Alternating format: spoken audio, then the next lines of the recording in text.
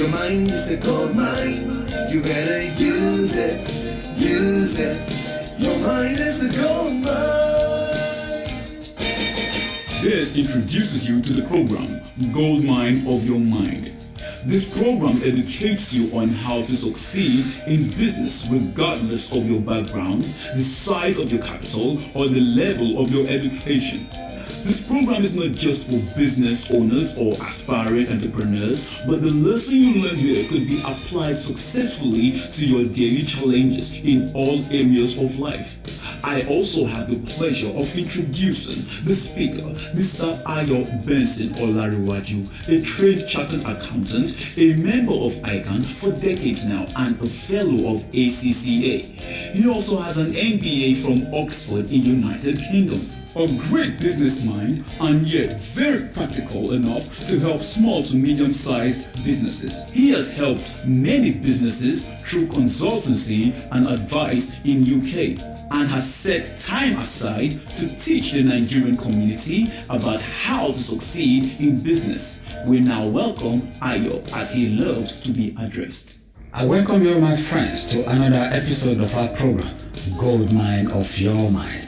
I have really never addressed the reason for the name of this program because I want people to kind of figure it out for themselves or just uncover it without me explaining it. Today, I think it is the right time to reveal the rationale for the name, and I hope the meaning do more for you than just identify our program. My observation of the world is that people place unbelievable value on resources. It is the easy excuse not to do something we know we should do. Resources is our scapegoat. It is to blame if we don't achieve, or we don't meet our target, or we don't pass the exam. You get the idea. The list is endless. My observation is that there is more treasure in the depth of human mind than we can ever find under the ground. Talking about the mind, everyone has got it, but not everyone uses it. Good mind of your mind suggests that there is unlimited treasure deep in your mind and you can uncover it. The only condition is that you must really desire it for you to reach it. That's all there is to our name, so you know now. Today, I want to share with you the time management secrets of billionaires. And if you apply the lessons, you will be more productive and it will be easier for you to achieve your goals. Time is a great treasure, second only to our mind. And the thing about time as a resource is that it is finite in nature. What does that mean? It is not retrievable. Once it's gone, it's gone.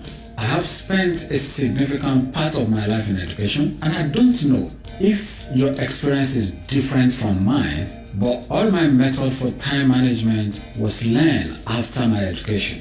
Why should our school system ignore the most dangerous, expensive, and self-destructive habit of all, wasting time? Procrastination and time wasting are like an inseparable couple. Where you find one, the other is lurking. Today, I want to give you a tip on how to combat this seemingly harmless habit that could rob you of the chance to fulfill your potential. Let me start by telling you that it takes 21 days to form a new habit. The moment the habit is entrenched, your productivity will explode beyond your expectation. So what I'm sharing with you is something to practice for 21 days, and after that you are on autopilot for higher productivity and one step closer to that goal of yours. Number one, plan your day the night before so that in the morning when you're super fresh and raring to go, the planning doesn't put the handbrake on your momentum. Most people make lists daily. If you're one of those, well done. However, do you complete your list daily? When I've done this in seminars, about 20% will say, oh, they finish their list most days, nothing wrong with that. So when I dig deeper into how many tasks are in their list, it ranges from 7 tasks to 50 tasks. or more for some people. Now, what's wrong with that?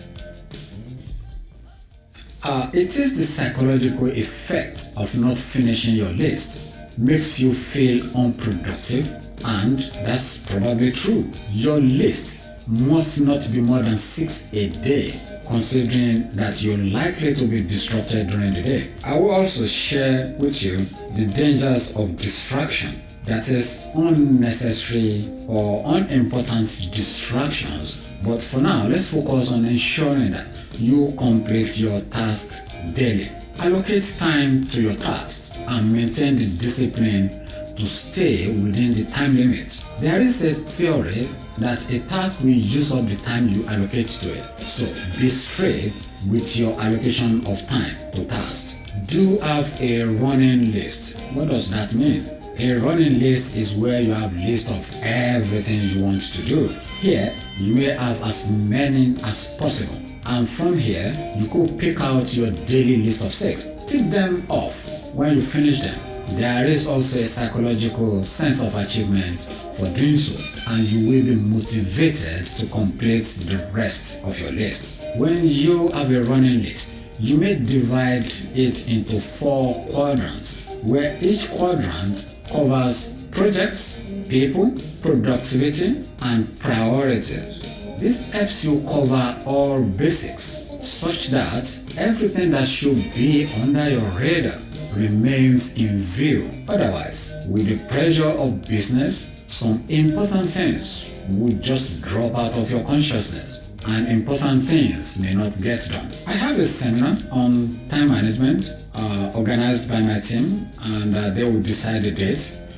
In that seminar, I will dig deep into how to overcome the barriers which may prevent you from implementing these steps. So be on the lookout for it. Email. This is an important part of business these days that we cannot do without. As useful as it is, if you allow it to run your time, you will have no time to do anything else. Simple solution is to set a specific time for dealing with your emails and stick to it. If your email alerts you for any new message, please turn it off now.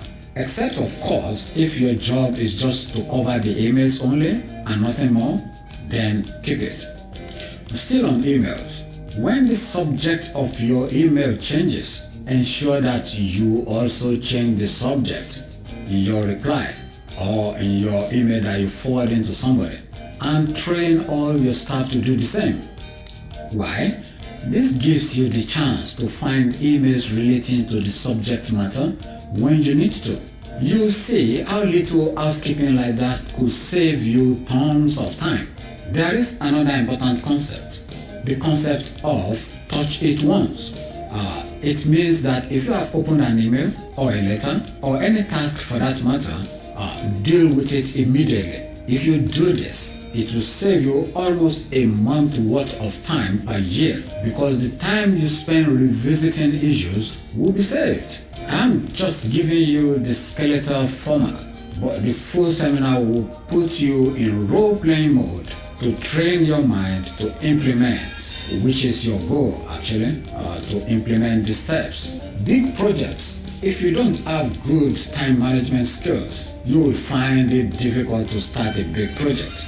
The trick is to break big projects into small chunks and allocate 1 hour of your day to attend to it, and you will be amazed at the momentum you will generate, and thus helping you achieve the goal. Big projects are important in business because that's how to achieve big stuff. I will give you the rest of the steps, and you may then research more on them. Organize your folder on functional basis to allow easy filing and retrieval. It saves you a lot of time spent looking for documents. Ensure there is simple logic to your filing system. Delegation.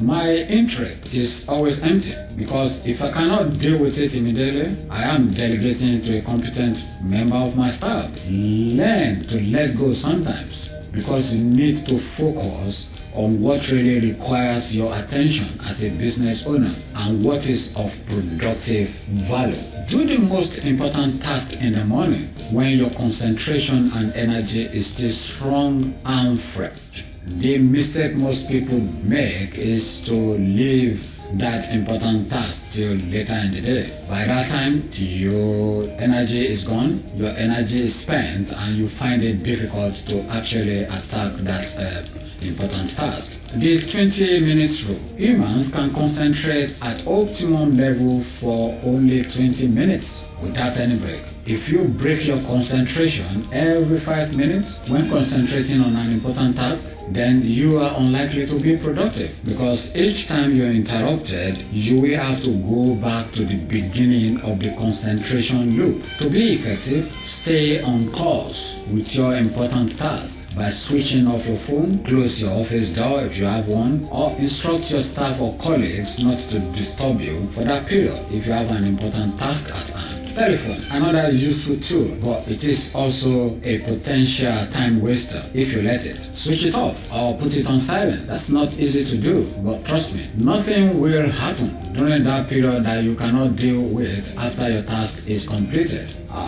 Last but not the least, prioritize. It's not all tasks that's important. There is a rule for prioritization. Your number one priority will be tasks that you consider important and urgent, and that's closely followed by your second priority is what is important but not urgent. Then your third priority is not important, not very important, but urgent. So that's your third priority. When you have a task that is not important and not urgent, please throw it in the bin. It is a time waster.